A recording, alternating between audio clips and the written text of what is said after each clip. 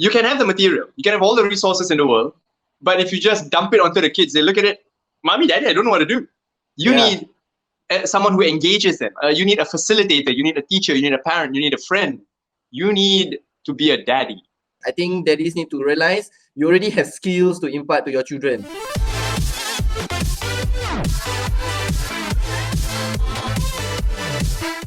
Right? So children are children. The difference between preschool children is they don't have a home-based learning package plan. Right? Oh yeah. Yeah, so everybody, primary school and secondary school has, but all the preschool centers have their own packages that I think they're going to compile at a central website to get. But what's missing, Afiq? What do you think? If we have all these resources, we go online, we have seen all the free resources. What's missing? Parents. Okay, what about parents? The parents. So for me, what I see that's missing really is you can have the material, you can have all the resources in the world, but if you just dump it onto the kids, they look at it, mommy, daddy, I don't know what to do. You need someone who engages them. You need a facilitator, you need a teacher, you need a parent, you need a friend. You need to be a daddy. Yes, because we have so much faith in daddy. Because daddy are more hands-on. Daddy can impart so much knowledge. I think we should break the idea of it has to be academic, it has to be English, math, science, you have to dance, you have to sing song. Mommy can do that. You know, I was watching a TED Talk on YouTube the other day, and it was about the role of fathers in children's developments. And so there was this, the speaker was saying that when she was interviewing mothers, the mothers could say, okay, the children's teachers' names are these, their grades are doing this is what they're facing, da da da da da. And when they asked the fathers couldn't answer who their best friend was, what their grades were. They couldn't answer these questions. But on the flip side, daddies, they could answer questions like, if your child had a superpower, what superpower it would be. Yeah. So the whole point of the YouTube video was very, very poignant. Fathers, we connect with our children on a very different level. And it's often taken for granted that, dads, we don't know anything, you're just there for fun. But if you really, really think about it, it's two sides of the same coin. Our kids need education both emotionally, intellectually, and dads, physically, I think, are calling out. Yeah, we can step up. We can do both. We were talking about it, and that's where this comes in. We were thinking that let's look at how both of us work. When are our most productive hours? For me, I work more productively in the morning. I get a lot of things done in the morning. And then past lunch, the Z monster comes in, afternoon lunch, fatigue comes in, my brain starts wandering. And so I was talking to Lena and we were saying that, okay, so maybe give me the morning, let me do everything as much as I can. And by maybe 11, 12 o'clock, I'll take over and you can get your work done. I'll get the kids, showered, feed them lunch, get them naps. And on top of which, we were also discussing that we should probably be keeping a routine for them, similar to their school curriculum, right? Wake up in the morning, breakfast, shower, get dressed, and then come up with a list of activities, basically a timetable for them to follow. Yeah, so to add on to routines, I think framing is something that we also need to do. So what's framing? Framing means how we prepare their mind for the activity or the day. So routines are, okay, wake up, bathe, breakfast, activity, etc. But framing is how to create the mood. Yeah, so that's the word, how you frame it, how you create the mood. For us, we are planning to create a uniform for him. So yes, really? So we have our lesson outside patches. So we're gonna iron on the t-shirts that he seldom wear because mommy say not nice, but I find it nice. So so that will be my school uniform. So framing, you see, imagine like how we wake up, we bathe, we wear our work uniform, we go to work, we are ready for work. Children too would feel the same. So they will bathe, breakfast, then say, okay, give your school a name. So our school will be Ibu Ayah Hanif School. It's supposed to just be Ibu Ayah School, but Hanif want it to be his school as well. So it's okay. So there's ownership. So where there's name, there's ownership. Wear uniform, maybe you can create logo. Also routines means you need to set a space where learning will happen. So for example, where's the outdoor classroom? So when I say outdoor classroom, doesn't mean you have to go downstairs. You can just go to your corridor. So that corridor portion is the outdoor classroom. Where's the art classroom? Art classroom can be at the living room area, etc. So routines plus framing. How you routine the day and how you frame it to get them excited. So usually it's about energy. Oh, Not definitely. If physical you're not energy, excited as in about your something, the phone. kids are like, no, I don't want to do it. Daddy's not going to do it. Daddy's not excited. I don't want to do it, Daddy. I don't know. This is just a personal opinion, and also WHO opinion. We should limit screen time for children. So Yes, I think as much as possible, we need to be more hands-on. I know it's gonna be tiring. If it's not your job or your work, because this is my work, right? So it's just an extension. But I will tell you why it might not work for me at home. Okay, but let me explain first about the screen time. I think kids can be engaged. Why are they looking at their screen? Because the other activities might not be as fun as the colorful thingy moving on the screen. So what's the difference between screen and activity is passive and active lah. So crafting, storytelling, and all that need a bit of active parenting. So I think we need to put a bit of energy. But if you think about it, it's just 2 hours after their right, Avik? So after their breakfast, probably it will be 9 a.m. 9 to 12 activity, then make them super tired. That's the cheat code, bros. Super tired, super tired. Give them a warm shower, pet them to sleep. That's where you can play your game if you are a gamer lah. And so I've realized that they don't really have a particular favorite. They just want to do things one after another. Yeah, but good that you have identified that, because then you know this is your pockets, your tricks that you can throw, so that they are engaged and don't throw tantrum and all that lah. So for her name is Bubbles Water. so and coloring sometimes but Messi play he like and Avengers, you know, boys, right? He like to go and yeah. So how to peel them back when they are a bit distracted or don't want to do anything that you have planned, then just get them back to their favorite things to do. That could be it lah. You can screen, you YouTube whatever you want to do activity, then you do the activity with the child.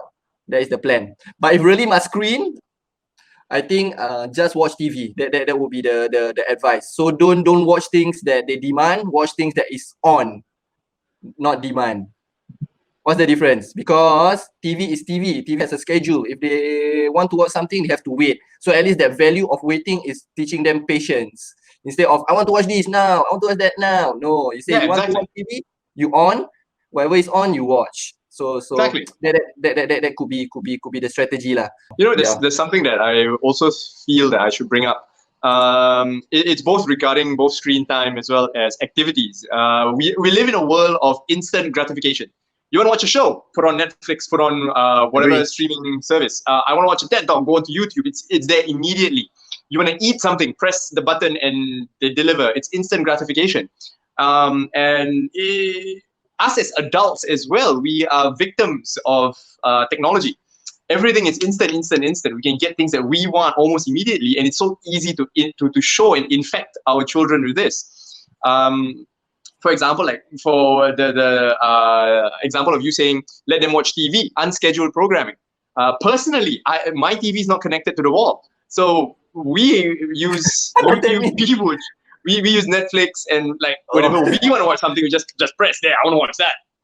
The kids do fall into a pattern, and then they say, Daddy, I want to watch Land Before Time, I want to watch Peppa Pig, I want to watch this, I want to watch that. And it's so easy for us to just, okay, here you go, press the button, then you can watch it. And by extension, they can also say, I don't want to color, I want to play bubbles. And then for us, they're like, oh, okay, fine, here you go. Oh no, I don't want to play bubbles anymore, I want to play this. And it's just succumbing to their need for instant gratification as well. And so that also goes back to having a routine. Like we draw up a timetable and say, okay, on Wednesday we've got finger painting, and we've got singing songs, and we've got Play-Doh. And only these 3 things for today. Tomorrow, if you want to play with, if you want to do coloring or you want to do something else, then we schedule it for the next day. And that's a big lesson for us as adults, that instant gratification doesn't really work, and that we should also be very mindful of our own routines when we are stuck at home with the kids. Yeah, so also not to succumb to our tiredness lah, I guess. Sometimes when we tired only, then we're like, macam mana, you know. So, well, it will be a new thing. So Nadia asked this question. Can you share what dads can teach their children versus mom? So what can dads teach their children?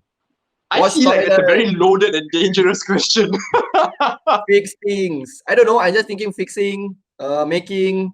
That's what the difference between me and Nadia. So fixing, making. Nadia more sensory, reading, our family. writing. I can teach the kids how to cook, like knife skills. For me, because my thing is really, I'm very comfortable in the kitchen. Compared to Lina. Lina's coming up, she's learning a lot as well. But in terms of cooking or kitchen skills, I'm a lot higher and I'm a lot more comfortable teaching the kids with knives and fire and all that. So according to Lina, I'm better at teaching the kids English. But that's also probably because I'm trained. So it also, like I said, it also boils down to each parent's skill sets. Agree. It's what we picked up, right? For example, I can teach the kids section movements. I can teach them how to camouflage. I can teach them about weapon handling that Lina can't. But that's because I've been exposed to that for so long. Maybe to sum up that point, we teach life skills, right? So there are three teachers in a children's life, in a child's life. Parents as the first teacher, then the school teacher, then I think environment. We're gonna get people who like this. Show more. There's a lion in the house. Yeah, so I was saying there's three teachers, so their parents, their teachers as teachers, and also the environment. So setting the environment is also important. Would you agree, Afiq? Setting the environment is important. The environment really is the frame. It is the one frame that really sets the frame for everything. If the house is messy and the house is dirty and uncomfortable, the kids are not going to be able to. It's not a conducive environment. We always say that. It's the same with how our workspaces. My desk, I make it a big point. My desk has to be clean. If not, I can't work. My kitchen, it has to be in order for me to be able to start cooking. And it's the same for the kids. Because children, they just don't know any better, right? If the whole place is messy, they're like, okay, fine, whatever. I'll just work with whatever I have. But I think it's also very important. Messy, yeah. And I think it's very important that we also inculcate a sense of ownership for the environment, not just the house, but of course the greater world and out there. That kids, this is your environment. You'll be working, living, playing in it. Take ownership. Take care of the environment that you're in. Whether it's the house, whether it's the playground, whether it's everything. And I think that also applies to adults. Most definitely for adults. Yeah, to frame the frame of the frame, I think there is scene setting. So you need to set the scene. So it has to be conducive, number one. That's baseline conducive. But if we talk about preschoolers, I think you need to add a layer of imaginative. The best people in the world are kids that are good at imagination. You can say a bottle is an alien. You're like, oh, alien. I mean, like, oh, look around the house. The alien has evaded us, and they are hiding behind the pillows. So these are all scene setting. I think kids need to, or rather parents or daddies. I think this is daddies department. Daddies need to put on the playfulness. Don't. We're really good at imagining because in the army it's always enemy contact, but there's nobody around. Bang bang bang. Yes. So we need to harness that skill that we have learned for like 13 years into this. I think imagination, war gaming, I think that could be the term that this could relate. War gaming with crayons and cardboard, I think that could be the way to go. So scene setting, conducive is base, but number two is to frame it. It's always framing. It's how you want to turn it into an imaginative adventure. That could be it lah. Absolutely. Yeah. How can our partners support the other when one parent is facilitating the session? So one of the things that Lina and I have been putting into practice is we know that children can get very unmanageable. They go into a loop. Agree? That when they get angry or when they really want something and they just go in a loop again and again and again. And the parent, myself, I get really frustrated. For example, when Ara just insists, and she starts getting angry, or when Adam starts. It's even more true with Adam when he gets more and more angry. What Lina and I practice is breaking the state. We call it breaking the state. That's when we swap children, or I just come in and she comes in and we take over from the parent, and then we bring them out and we distract them, do something else. Especially true with toddlers. For example, when Adam really just wants something and he'll scream and shout and insist, I want. And Lina is near the end of her patience and saying, no, you can't have it. He goes back again and again. I personally, I will step in and I'll break the state. I'll bring him out, do something else, just distract him from that. And I think that's how your partner can really, really help you in terms of support when there's an activity or something going on. So we got a question from Lena. Two parts of the question. How do we practice self-care for ourselves as parents? And how do we teach children about self-care for themselves? Who answered? What's your answer? I have my own. I don't know. I think it boils down to awareness lah. So self-care means taking care of yourself. If you're tired, you sleep. If you're hungry, you eat. If you feel moody, so easy, isn't it? Yeah, if you feel moody, you try to change your mood. So this is adults. I think we need to be aware. But then the question is, what if we are stressed, but the kid is stressed? I think the break the state kind of explanation just now helps. And knowing what would attract them. Some kids love food. Just give them food. Right? Some kids love messy play. And like I say, last choice, you on the TV lah. I think you need to break the state or change the situation. We don't. Okay, this is what I learned from my years of facilitating classroom and children. You cannot fight fire with fire. You cannot fight energetic kid with energy.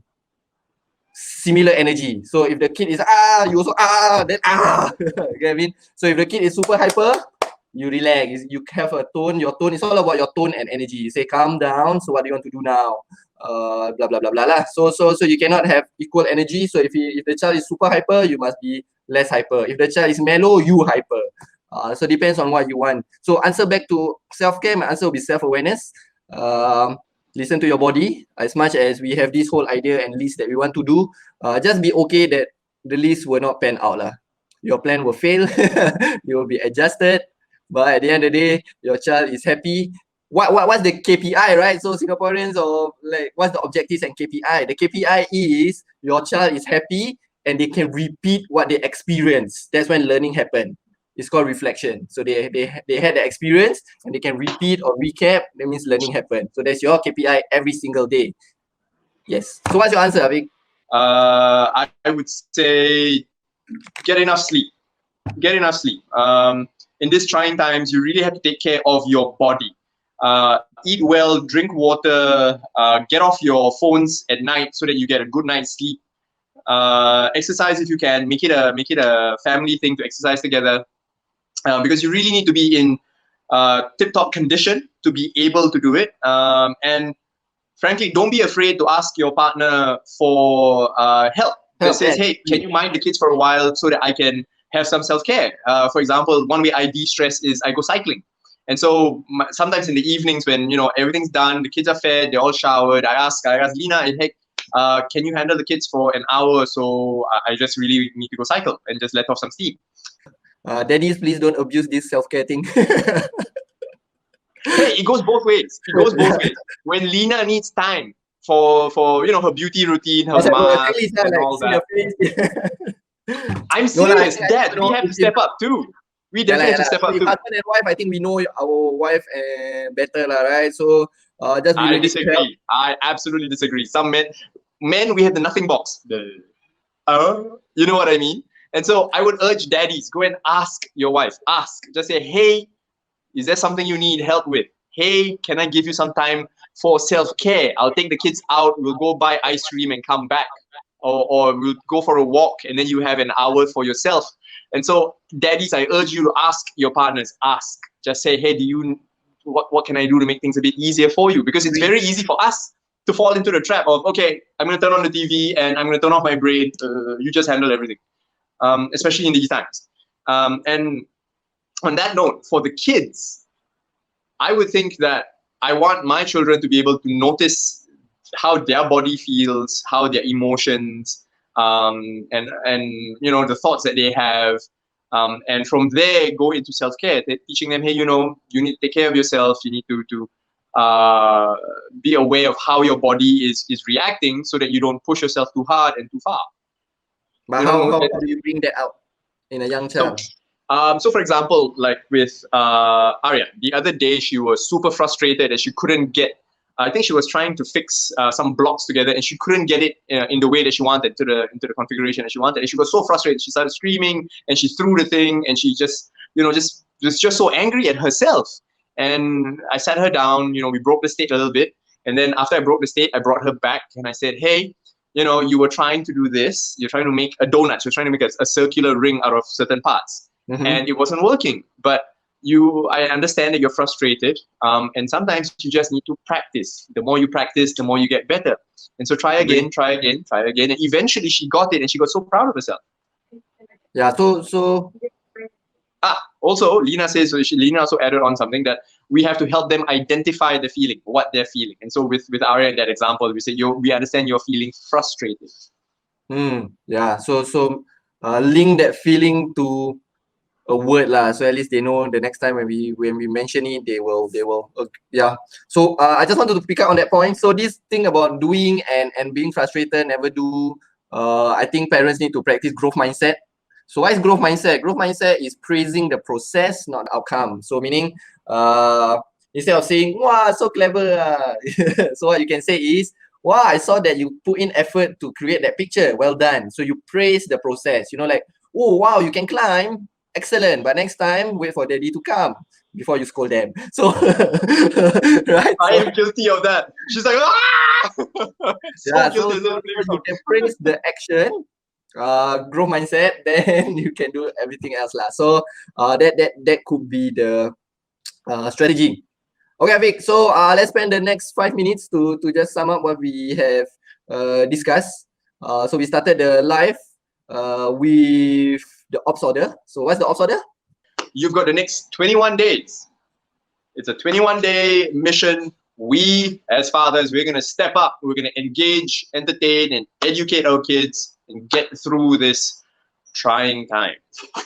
Yes, but how we are going to do it, I think daddies need to realize you already have skills to impart to your children. Just because you are way older, if your child is 5 years old and you are 35, you have 30 years worth of experience to impart in the child. So you just need to look at learning moments or learning teachable moments. So you can look at, I know how to fold an aeroplane, let's teach him. I know how to fix the fan and wash the fan, let's bring my child in. So that could be a strategy. If you don't know where to start with what you know, and take it slow. So just be calm, no need to overthink what you need to do, and try not to resort in playing video games. Itu kena kecam video games with your child. Okay, no screen please, no screen. Okay, no screen during meal times. Yeah lah. Aim this lah. So what's the mission objective? Return them back to kindergarten or childcare as a genius. That's why I'm telling myself, what if Hanif go back to school, then he like, whoa, because of the unstructured learning that's gonna happen. The learning by his interests that we're gonna try. What if we go back to school and he's super ready and to take on the world? So that'd be quite cool, right? Oh yeah. So what's the outcome? Okay, wait, let me add on. What's the outcome? At the end of the day, if your child can pee, can bathe, can wear his own clothes, I think you win, because that saves you time from managing that anymore. If they can iron their own clothes, that would be even awesome. If they can cook themselves, if they can clean the house, what else you want? Wash the fan, wash toilet. So you don't want a child, you want a maid. No, I want a child that can self-manage. Doesn't say you already teach your child, then you let them do everything, right? Yeah, that's always an option of a help, right? Yeah, and don't think your child is young and they cannot do anything. As long as they are 3 years old and above, I think they are capable to do awesome things. It's just that they don't have no body structure, but their mind is ready to take, but their body might not be ready to carry, but they can do it lah. So just let them do lah. Okay, Vic, so what's your take? Summarize it, please. Don't panic.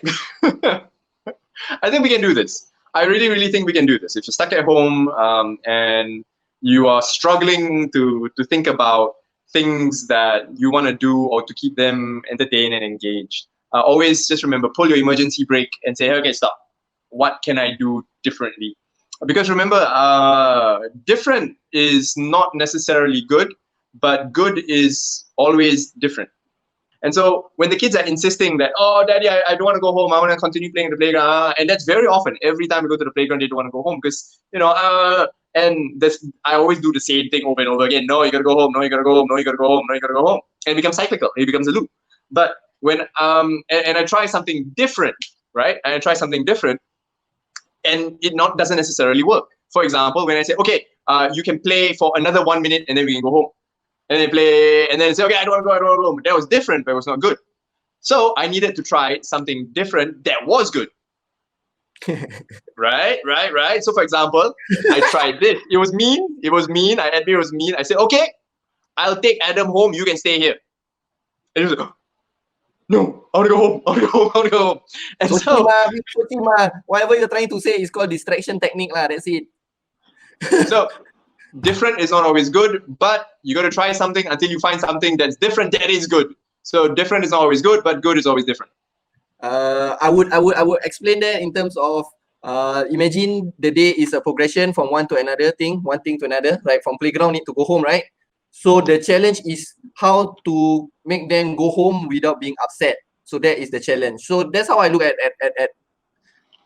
the day. You need to overcome one challenge, one bound, get it, one bound after another bound. Then if you have IA, right, you need to remedy. Then you go one bound until you catch the objective, which is they fall tired and fall asleep. I would say have a list of potential activities. If it's too much work to structure a whole timetable, have a list of activities that you can have. Like for example, Lina and I sat down the other day and we were looking through whatever resources that we had at home and coming up with a list of activities. So we have crayons. So in terms of resources, we have crayons, we have paint, we have color pencils, we've got blank paper, we've got coloring pages, we've got so much. And from there, that's already a couple of activities from there. Then we've got, the soap bubbles, we've got balls. And for balls, we were thinking you can play bowling, you can play target practice, you can play so many things. And so the first key, I would say, look at whatever resources you already have and spend 20 minutes, half an hour with your partner, come up with a list of potential activities that you could do. And, when the kids are bored, okay, break out the list. Okay, this is something we haven't done. Let's do this, for example. Or you can just ask your child. What do you want to do? Watch TV.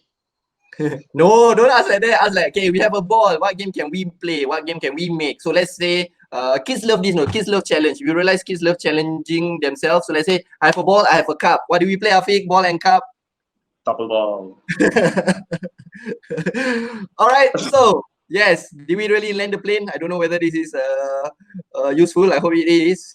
So, folks, this will go on the Facebook page. I'll be sharing on my page as well. And you guys have questions, comments, just leave it down below so that we can get back to you as soon as possible. You can always reach out to Mud and me on Facebook, on both our individual pages. I'm going to select some down. I'm a finance guy, so you need help with finance, personal finance especially.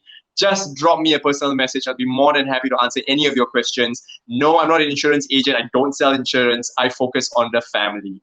Since I'm the finance guy, I always tap on Mud. He's our resident outdoor children's educator. I ask him for a lot of advice. And if you guys want to get some insight into how you can engage, entertain, educate your children, or is it this way? Ask him. Left hand. Thank you so much. Daddy Daycare will be a series, I feel. We will go to battle tomorrow with energy and gusto, like how we do on our first day of exercise. Then we see what happened. Then we shall re-op. Then we shall share more. But the next one, I would love for everybody to ask us questions, leave us questions at our comments so that we can reply them. Then this will be relevant to your needs. Okay, let's finish this, Afiq. So this is Matt. And this is Afiq from Fast Refinance. This has been Daddy Daycare. See you in the next one. Bye-bye. Bye. Yeah. All right, take care, everybody. Bye.